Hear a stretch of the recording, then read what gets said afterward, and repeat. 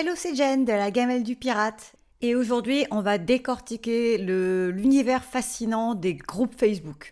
Ça va aussi parler un peu de marketing. Tu vois pas le rapport? T'inquiète, je vais t'expliquer le rapport. Lancement de générique. Bienvenue sur Version Crue, ton podcast sur la nutrition canine et sur l'alimentation crue sans filtre. Tu veux en savoir plus sur les repas de ton chien avec la science? C'est parti pour l'épisode du jour.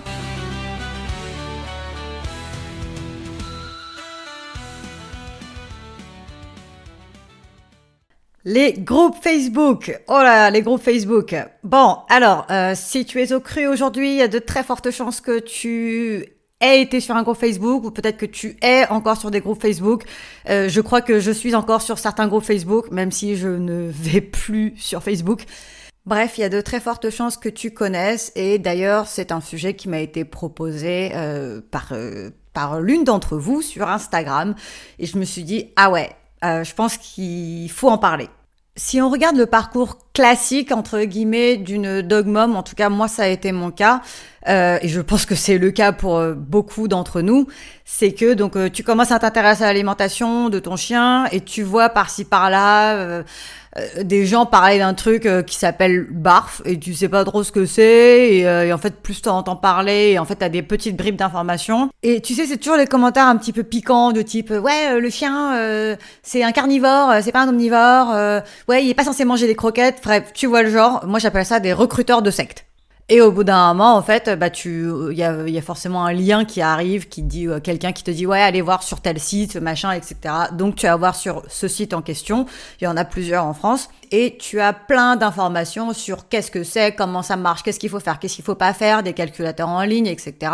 Et notamment un groupe Facebook souvent qui est associé où tu peux demander de l'aide et discuter avec d'autres personnes qui font, soit qui pratiquent déjà ou qui veulent ou etc. Enfin, plein de gens qui sont rassemblés autour de ce thème-là. Je pense qu'en fait, le plus gros problème vient du monde vétérinaire.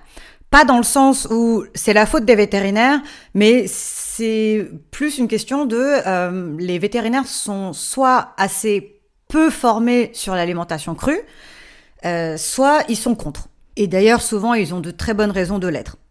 Sans compter aussi le côté méfiance en fait envers le corps vétérinaire / médical. Je vais englober tout ça ensemble. Après tout, c'est les deux sont de la santé, j'ai envie de dire. Et oui, en fait, il y a un vrai truc aujourd'hui à notre époque où on se méfie des vétérinaires, des médecins, etc. Et on ne fait pas confiance facilement.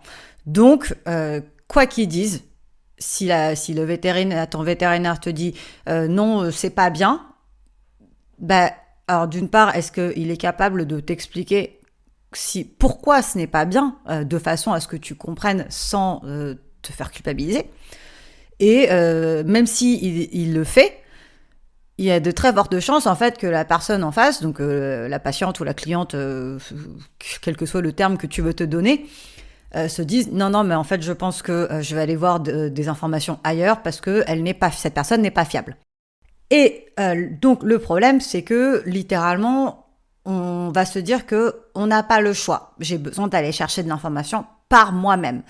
Et qu'est-ce qui se passe, c'est que donc tu vas aller chercher de l'information là où tu peux, c'est-à-dire souvent sur les internets, et donc tu tombes sur les groupes Facebook. En toute honnêteté, moi je pense que tous ces groupes Facebook partent vraiment d'une très bonne volonté d'aider les gens et de les conseiller pour mieux nourrir leurs chiens, parce que c'est vraiment ce en quoi ils croient. Et personnellement, moi aussi, je crois totalement au fait qu'une alimentation moins transformée, ça change la donne, même si moi j'ajoute aussi le côté je veux une alimentation optimale, mais oui en fait une alimentation qui est moins transformée, ça change réellement la donne. Et c'est là où je vais te parler d'un premier concept en marketing, c'est le principe en fait du lien de confiance. Donc ce qui se passe, c'est que donc tu vas avoir sur ces sites et ils te donnent plein d'informations, ils t'en donnent plein, et ça crée vraiment un lien réel de confiance entre le site et toi-même. et tu te dis cette personne elle est fiable.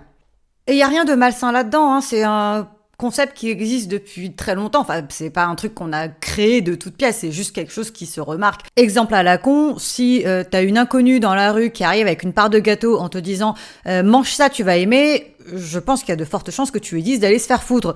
En revanche, si c'est ta meilleure amie qui arrive avec la même part de gâteau en te disant mange ça, tu vas aimer, tu vas peut-être en manger. Et moi, en toute transparence, c'est la raison aussi pour laquelle je fais énormément de contenu gratuit sur que ce soit ce podcast ou sur Instagram, c'est que bah oui, en fait, ça me fait, c'est pas juste une question de se faire connaître, c'est aussi une question de développer la confiance. Et d'ailleurs, vous êtes quelques-unes parfois à me dire en MP, je te fais trop confiance sur telle chose ou telle chose. Putain, ça me fout une pression de fou, hein. Je tiens quand même à le préciser, hein. Bref, donc voilà, il y a quand même ce principe-là, et donc tu fais confiance à ces personnes-là parce qu'elles t'ont donné énormément d'informations. Et même si c'est faux, tu ne le sais pas. Parce qu'il y a toujours un fond de vérité, en fait, dans ce qui est dit. On part toujours, vraiment, hein, on part toujours de un ou deux faits qui sont réels, qui sont vrais, qui sont vérifiés. Et après, il y a deux phrases à côté qui sont fausses. Et sauf qu'en fait, dans la logique des choses, si toi, tu ne creuses pas plus loin, tu te dis, ok, ouais, c'est vrai. Alors qu'en fait, pas du tout. Sauf que tu ne vas pas forcément remettre en question la parole de la personne en face parce que elle t'a donné énormément d'informations et de conseils, etc. Et donc, en quelque sorte, tu as confiance en cette personne. Enfin, non, tu as confiance en cette personne tout court. À côté de ça, nous, on est quand même des animaux sociables. On a un besoin vraiment fondamental d'appartenir à une communauté. Que tu sois associable ou pas, hein, ça n'a rien à voir avec ça. Moi, je me considère vraiment, mais genre comme une associable finie. Je vois quasiment personne de ma vie et ça me convient tout à fait. Mes quelques potes que j'ai, parce qu'évidemment, j'en ai pas beaucoup, je leur parle de temps en temps sur Messenger ou quoi. Et en fait, ça me suffit, hein. J'ai pas besoin de les voir tous les samedis soirs et de faire la teuf. Moi, ça me fait chier de voir des gens tout le temps. En vacances, j'ai encore moins envie de voir des gens. Je veux pas d'hôtel, je veux pas de gîte, machin. Non, je veux un Airbnb perdu au milieu de nulle part et je veux voir personne. Mais pourtant, voilà, j'ai quand même ce besoin, comme n'importe quel être humain, d'appartenir à une communauté. C'est vraiment un truc d'identité. On a besoin de faire partie de ce truc. Et ces groupes Facebook, ils créent aussi cette espèce d'esprit de communauté qui, en plus, va évoluer autour d'un concept qui est super fort. C'est vraiment l'esprit de défiance et de révolte. C'est aussi notre besoin, même si on veut faire partie d'une communauté, on a besoin de faire partie d'un groupe, on a aussi extrêmement besoin de sortir du moule et d'être unique. Et ça, c'est un message qui est très fort. Et les groupes Facebook, ils naviguent vraiment sur cette idée de on nourrit pas nos chiens comme vous, on les nourrit mieux.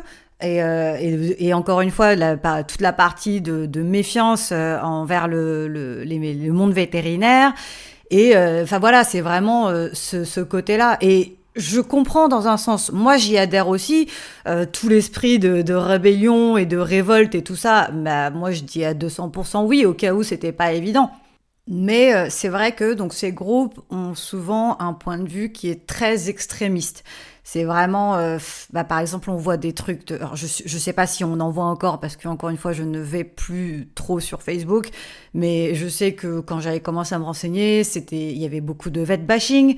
Il y avait beaucoup de ton chien il doit manger cru, c'est n'importe quoi. Comment ça tu vas lui cuire la viande, c'est pas un humain, enfin des trucs comme ça.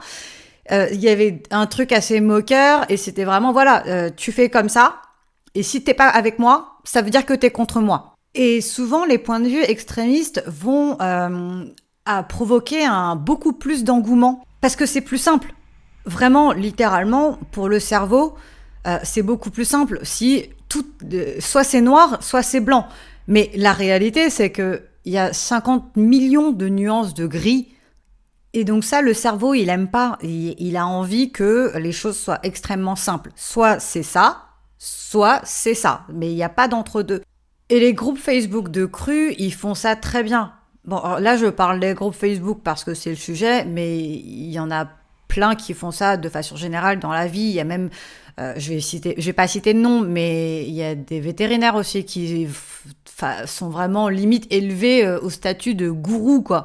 Et enfin, ouais, je parle de gourou, c'est assez fort, mais là, on est vraiment sur des trucs très sectes. Je suis désolée, hein, mais c'est vraiment des trucs de secte, hein. Et le dernier point important que je voulais mentionner, c'est l'importance de l'impact émotionnel dans un discours. Donc là, encore une fois, je vais faire un parallèle avec le marketing. Il y a un principe qui est assez important dans le marketing, c'est que en fait, tu ne vends pas un produit, tu vends une émotion. Par exemple, je pourrais te parler du marketing bullshit, où on va vouloir te culpabiliser, on va te faire peur, dans le but de te faire acheter les produits. Mais c'est pas forcément quelque chose de négatif, ça peut être aussi très positif. Personnellement, par exemple, moi je préfère vendre, je sais pas, de l'espoir, de l'empowerment, ce genre de choses, plutôt que de te vendre quelque chose en te disant, bah en fait, si t'achètes pas mon truc, ton chien il va crever. Voilà, c'est chacun son délire, hein. Moi, je préfère être dans cette zone-là. Mais le truc important, c'est ça, c'est que en fait, tu vas retenir une émotion et tu vas acheter quelque chose pour une émotion.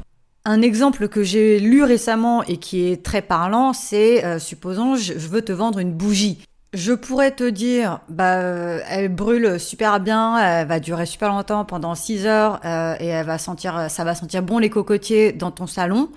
Mais je pourrais aussi, par exemple, te parler du parfum de cocotier qui est tellement incroyable que tu vas sentir le sable chaud sous tes pieds et le rayon de soleil sur ton visage et ce genre de choses. Je fais appel en fait à tes sens et à tes émotions.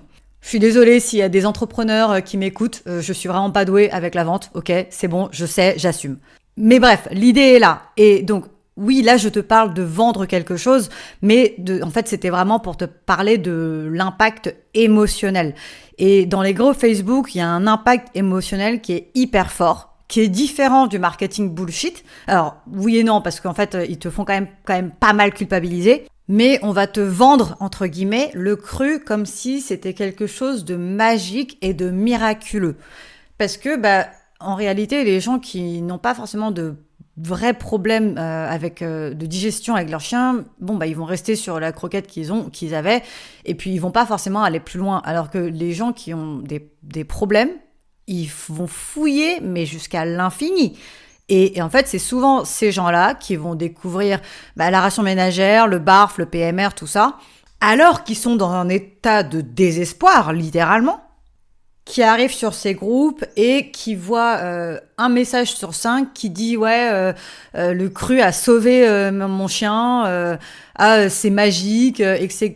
Et alors le mot magique, il revient quand même souvent. Donc en fait, on te vend ce truc comme quelque chose d'incroyable qui va tout changer dans la vie de ton chien. Est-ce que tu réalises en fait l'impact émotionnel d'un truc pareil, quoi? C'est waouh! Donc forcément, en fait, tu veux adhérer à ça.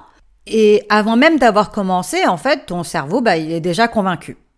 Et au final, en fait, tu te retrouves dans cette spirale infernale parce que tu veux appartenir à une communauté, parce que tu vois 50 fois par jour sur le groupe des trucs répétés, du vet bashing, etc. En fait, ça finit, toi, par te rentrer dans le cerveau parce que, oui, c'est plus facile, tu vois. C'est plus facile de dire, eux, c'est les méchants, nous, on est les gentils. Et il y a tout, en fait, comme ça, qui se cumule, qui fait que, voilà, en fait, sans le savoir, tu fais partie d'une secte. Et heureusement qu'on te prend pas ton argent, je crois. Personnellement, j'ai un peu suivi de loin les groupes Facebook à l'époque, donc où je me renseignais, parce que je vivais dans un 42 mètres carrés à 2 avec un chien à Montreuil, donc j'avais pas la place et je savais que j'étais juste là pour me renseigner. Et moi, c'est tout ce côté un peu moqueur, anti-croquette que j'aimais pas trop. Sans compter que je trouvais que de façon générale, le discours était assez incohérent parce que en fait, les gens mélangeaient l'opinion personnelle et la science Et quand ça les arrangeait, ils suivaient la science, comme par exemple, attention avec la thiaminase dans le poisson. Mais par contre, quand ça les arrangeait pas, bah non, en fait, la science, les études, ça a été fait par le pet food. Bah oui, mais en fait, encore une fois, c'est pas aussi simple la vie, quoi.